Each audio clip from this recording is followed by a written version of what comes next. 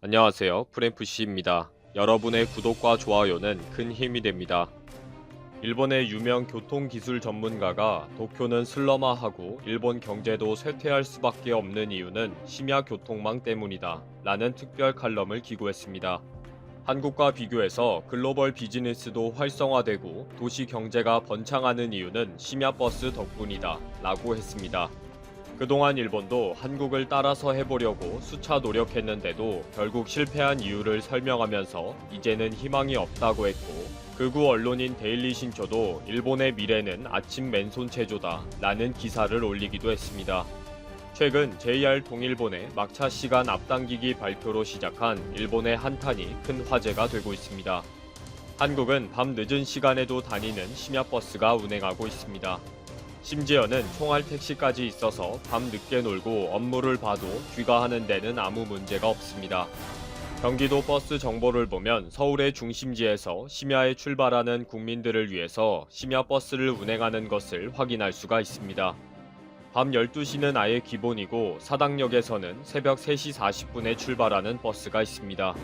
서울시는 이제는 변화하는 상권과 거주지의 상황에 따라서 내년부터 시내버스 356개 정기 노선을 일부 조정합니다. 그동안 축적된 교통정보 이용과 버스 운행 데이터 등 빅데이터를 활용해서 교통 여건 변화에 선제적으로 대응하겠다는 것입니다. 서울과 인접 생활권에서 새롭게 발전하는 대단지 아파트와 상업시설, 그리고 경전철 확대와 보행 공간의 변화 등을 모두 반영해서 효율적인 노선 체계를 마련하겠다는 것입니다. 밤 늦게 노는 지역과 귀가하려는 동네가 바뀌면 그것도 반영하겠다는 것입니다. 서울이 이렇게 심야버스가 활성화되는 것에 비해 도쿄는 정반대의 상황입니다. 이 문제를 심각하게 제기하는 가와나베 게니치는 대학원에서 교통공학을 전공한 일본 최고의 교통기술 관련 전문가입니다. 지난해에는 도쿄는 교통망이 뒤따라주지 않기 때문에 결국은 추락하고 슬럼화되고 말 것이다 라는 책을 낸 바 있습니다. 도쿄는 도시 건설을 할 때부터 철도가 먼저 발달하면서 도로의 건설이 전혀 따라가지 못한 도시라고 지적합니다. 새로운 젊음의 거리조차 교통망이 따라주지 않기 때문에 발전에 한계가 있다고 비판합니다. 이제는 철도조차 민영화가 되면서 각각 개별적으로 운영되는 시스템이기 때문에 도쿄와 국가의 발전에 즉각 기여하지 못하고 있다고 지적합니다. 결국 도시가 발전하려면 심야 교통 문화와 교통망이 뒷받침되어야 한다는 것이고, 그런 면에서 보면 도쿄는 한계 상황에 왔다고 진단합니다. 가와나베는 파리와 베를린, 싱가포르, 홍콩, 그리고 한국은 심야버스 운행을 하고 있다고 지적합니다. 특히 야간 경제 활동을 활성화시키면 도시의 가치를 높일 수가 있다는 것입니다. 시차와 관련 없이 전 세계적으로 소통할 수 있는 글로벌 비즈니스에게는 필수적이고요. 지금 일본은 야간 교통망이 없는 상황이라서 술집 심야 경제 비즈니스가 위축이 되는 것이 먼저인지 우선순위가 뒤죽박죽 되어 있다는 것입니다. 실제 일본의 많은 술집들이 일찍 문을 닫기 때문에 심야에 이동하는 사람이 거의 없으니 결국 야간 교통망이 아무 의미가 없어지는 거고요. 서울의 홍대 거리와 강남처럼 밤 늦은 시간 동안 술 마시고 춤을 추면서 거리 경제가 활성화되는 것을 원하는 것입니다. 가와나베는 그러기 위해 심야 교통망이 구축이 되어야 밤의 경제가 살아나고 도시가 활력을 찾는다 라고 주장을 하고 있습니다. 그러나 일본 정부에서는 이용객이 없는 상황에서 심야 교통망 지원으로 계속 손해를 감수하는 것도 한계가 있다는 거죠. 술집들이 다 일찍 문을 닫고 젊은이들이 돌아다니지도 않는데 야간 교통망을 구축해본들 소용이 없다는 것입니다. 결국 가와나베는 이렇게 해도 안 되고 저렇게 해도 안 되는 것은 결국 일본인들의 이해 부족이고 에너지 탓이니 잘 가르쳐야 한다 라고 주장하는 것입니다. 가와나베는 런던에서 시도한 것처럼 책자를 만들어서 밤의 경제와 교통망의 구축을 설명하면서 일본인들에게 적극적인 밤의 경제 교육을 해야 한다는 식입니다. 그동안 일본 정부에서도 심야 교통수단을 강화하면서 도시의 밤을 살려보고 문화 및 경제 활성화를 목표로 했습니다. 도쿄는 2013년 12월부터 롯본기 시부야에서 심야버스 운행을 실시했지만 이용자가 거의 없어서 결국 1년도 안 돼서 중지하게 되었습니다. 이렇게 일본에서는 정부와 각 지자체들이 앞장서서 대중교통 심야 운행과 막차 늦추기를 시도했지만 제대로 정착이 되지 않게 된 것입니다. 가와나베는 지금은 일본 국민들을 상대로 심야 운행과 심야 활동이 왜 중요한지를 설득해야 하는 중요한 때이다 라고 경고를 합니다. 가까운 한국의 서울은 심야 버스 운행으로 홍대 거리와 강남은 밤의 경제가 뿌리를 내렸고 글로벌 비즈니스와 문화 활동 등이 활력을 가지고 있다고 평가합니다. 그러나 가와나베가 모르는 것은 결국 문제는 심야 버스가 있는 것이 아니고 심야 버스가 있고 없고를 떠나서 미친 듯이 밤새 놀고 또 출근하는 한국인들의 열정이 일본인들에게는 없는 것입니다. 그 열정이 있기 때문에 야간 교통망이 지원해 주는 것이 되는 거죠. 이런 와중에 JR 동일본이 지난 10월 말에 2021년부터 막차 시간을 앞당기기로 했다는 발표가 있었습니다. 이런 시작으로 11월 초에는 각 민영 전철들이 줄줄이 막차 시간을 앞당긴다고 나섰습니다. 가와나베는 이렇게 자꾸 막차 시간을 앞당기게 되면 야간 문화와 사회와 경제는 결코 발전할 수가 없다 라고 우려하고 있습니다. 본의 아니게 도쿄의 밤을 앞당기게 되고 결국 도쿄는 어두운 밤과 함께 활력을 잃어버릴 것이라는 거죠.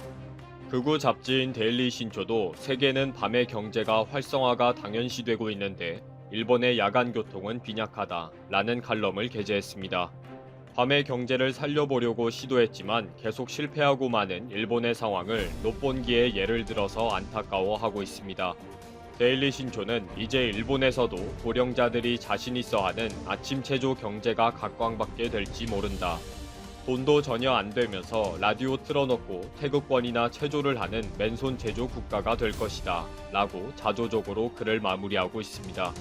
일본은 서울의 홍대 거리처럼 시부야의 롯본기를 살려보려고 많은 노력을 했습니다.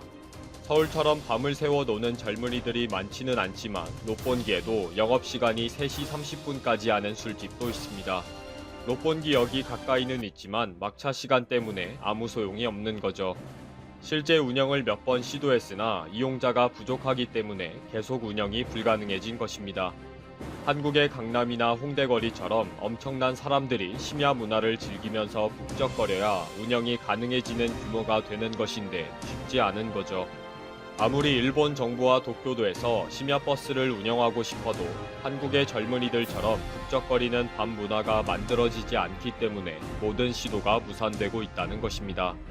가와나베가 야간 교통망을 구축해서 도쿄를 활력 있게 해야 한다는 것을 주장했지만 이미 무기력한 일본인들에게는 아무 의미가 없는 제안일 뿐입니다. 현재 한국 때문에 유럽 국가들이 서로 폭발해버린 이후 한국에서는 놀라운 일들이 벌어졌다. 전 세계를 위험에 빠뜨리고 있는 코로나19에도 불구하고 총선까지 무사히 치른 한국에 대한 세계의 찬사가 이어지고 있다. 28년 만에 최고의 투표율을 기록한 총선의 열기는 물론 투표소의 방역 절차 등에도 주목하면서 한국 정부의 코로나19 위기 관리 능력에 세계 각국이 감탄을 표하고 있는 것이다. 총선 이전에도 한국은 미국과 유럽의 일부 국가에서 단기간 내에 수만 명이 사망하는 비극적인 상황 속에서 효율적인 코로나19 대응으로 세계를 선도한 만큼 이들의 찬사가 새로울 건 없지만 여기서 강조하고 싶은 것은 한국이 변화시키고 있는 새로운 선진국의 기준이다. 사실 일본은 물론이고 유럽의 여러 나라들도 지금까지 세계를 이끄는 선진국이라는 자존심이 강했지만 이번 코로나19 사태를 맞으면서 한국과 비교되며 많은 상처를 입었다. 의 일종의 시기인지는 모르지만 한국에 대한 부정적인 평가가 나오기도 했다. 대표적인 게 프랑스의 경제지인 레제코의 의문 제기였다. 이 신문은 최근 온라인판에 프랑스 정부 과학자문위원인 감염병 학자 드니 말비 박사의 기고를 통해 한국 정부의 코로나19 동선 추적 기능을 비난했다. 한국의 시스템이 극단적으로 사생활 침해적이기 때문에 유럽 국가들이 이 방식을 채택하는 게 옳은지 의문이라고 주장한 것이다.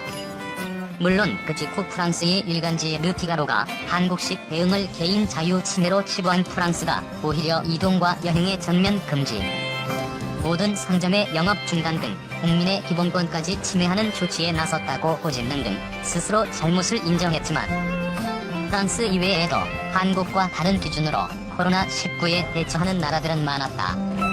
한국에 대한 부정적인 평가는 자신들이 실패한 것을 성공시키고 있는 데 대한 질시의 시각도 담겨 있을 것이다. 이번 코로나19 사태를 통해 한국이 지금까지와는 다른 새로운 선진국의 기준을 제시한 것도 이들이 한국을 시기하는 원인일 것이다. 기존의 선진국이 제국주의 시대 수탈을 바탕으로 경제적 발전을 도모하며 오늘에 이른 반면 한국은 전혀 다른 차원의 선진 의식을 보여주었다. 과거 식민제국을 대표하는 서유럽 국가들의 식민지 수탈은 비열하기 이를 데 없었다. 특히 2차 세계대전 이후 재정적으로 위기에 봉착했을 때 이들은 식민지 유지와 회복을 통해 영향력을 유지하려 했다.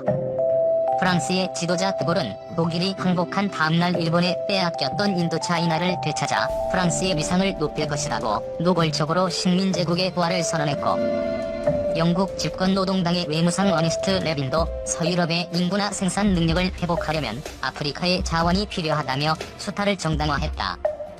다행히 식민지들의 저항과 인권의식이 성장하면서 과거의 잘못을 청산하긴 했지만 지금도 과거의 수탈을 바탕으로 경제적으로 성장해 식민 지배를 받던 나라들의 앞선 선진국으로 행세하고 있다. 이처럼 서유럽 국가들이 선진화되는 방식은 과거지향적인 수탈을 바탕으로 한 것이었다. 그러나 한국의 방식은 좀 달랐다. 한국의 방식은 미래지향적이고 공동의 이익에 치중하고 있다. 코로나19 확산 과정에서 서둘러 개발한 진단키트를 동남아와 아프리카를 비롯한 저개발 국가를 포함해 이를 필요로 하는 모든 나라에 공급하며 공동으로 위기에 맞서는 모습을 보였다.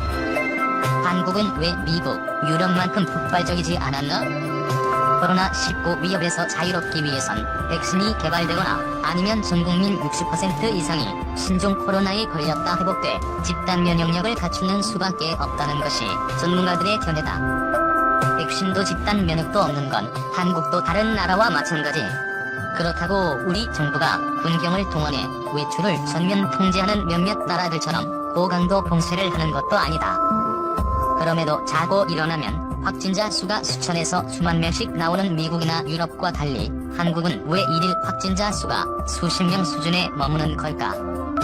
결론부터 말하면 방역 조치에 비교적 일찍 나서 지역사회 감염을 낮은 단계에 묶어둔 것이 차이를 만들었다는 게 당국의 설명이다. 정운경 질병관리본부 중앙방역대책본부 본부장은 10일 정례 브리핑에서 유럽은 우리보다 굉장히 강력한 봉쇄 정책을 펴고 있지만 그런 봉쇄 정책을 시작하는 시기가 조금 늦었다며, 이미 지역사회에서 감염이 굉장히 많이 전파된 상황이기 때문에 통제하는 데 상당한 시간이 소요될 것으로 보고 있다고 말했다. 이어 봉쇄를 통해서 사람 간이 접촉을 최소화해서 전파를 차단하는 것이지만 이미 감염된 사람들은 발병할 것이고 그중 사망자가 발생할 수 있는 상황이라며, 우리나라는 다른 나라보다는 조금 더 일찍부터 이런 역학조사와 사례에 대한 격리, 접촉자 격리 같은 조치를 취한 게 조금 다른 점이라고 생각한다고 덧붙였다. 유럽과 미국은 이미 지역사회 전파가 광범위하게 일어난 뒤여서 강력한 봉쇄 정책 이전에 감염된 사람들이 속속 증상을 나타내는 상황이라는 설명이다. 사회적 거리두기에 시민들이 적극 동참한 것도 정본부장은 성공 요인으로 꼽았다. 다른 나라가 취한 그런 강력한 봉쇄 정책까지는 펴지 않지만 그래도 국민들이 자발적으로 강력한 사회적 거리두기에 참여해줬고 강력한 검사와 사례 추적 그리고 격리 정책을 통해 어느 정도 통제해 나가고 있는 상황이라는 것이다. 다만 이는 지금까지의 성과일 뿐 미래를 낙관할 근거는 될 수 없다. 집단 면역도 백신도 없는 취약성은 여전하기 때문에 언제든 미국이나 유럽처럼 상황이 나빠질 수 있다고 방역당국은 우려한다. 정본부장은 경증이나 무증상 단계에서 전염력이 높고 바이러스 노출 시 발병률이 30에서 40%에 이르고 고위험군은 사망률이 높은 신종 코로나의 특성을 거론하며, 환자 수가 적어지더라도 그 환자들이 어떤 환경에 노출돼 어떤 집단 발병을 일으키느냐에 따라 전파의 규모가 굉장히 급격하게 커질 수 있고 2, 3차 전파를 통해 대규모 유행으로 급격하게 진행될 수 있는 위험을 항상 내포한다고 했다. 그러면서 고강도 사회적 거리두기와 적극적 진단검사, 자가격리 등의 조치가 느슨해지면 유럽이나 미국 사례처럼 언제든 지역사회 대규모 유행과 이에 따른 의료 시스템의 붕괴, 그리고 사망자의 증가가 언제든지 발생할 수 있다고 강조했다. 자국의 이익에만 치중하지 않는 이 같은 한국의 방식이 선진국에 대한 개념도 변화시키기를 기대한다. 이탈리아 언론 한국 방역 모델 이어 코로나19 선거 모델로 이탈리아, 미국 등 해외 언론이 한국의 21대 총선에 주목하고 있다. 신종 코로나 바이러스 감염증 사태 속에 치러지는 선거로 방역에 이어 또 하나의 모범 사례가 될 것이라고 호평한다.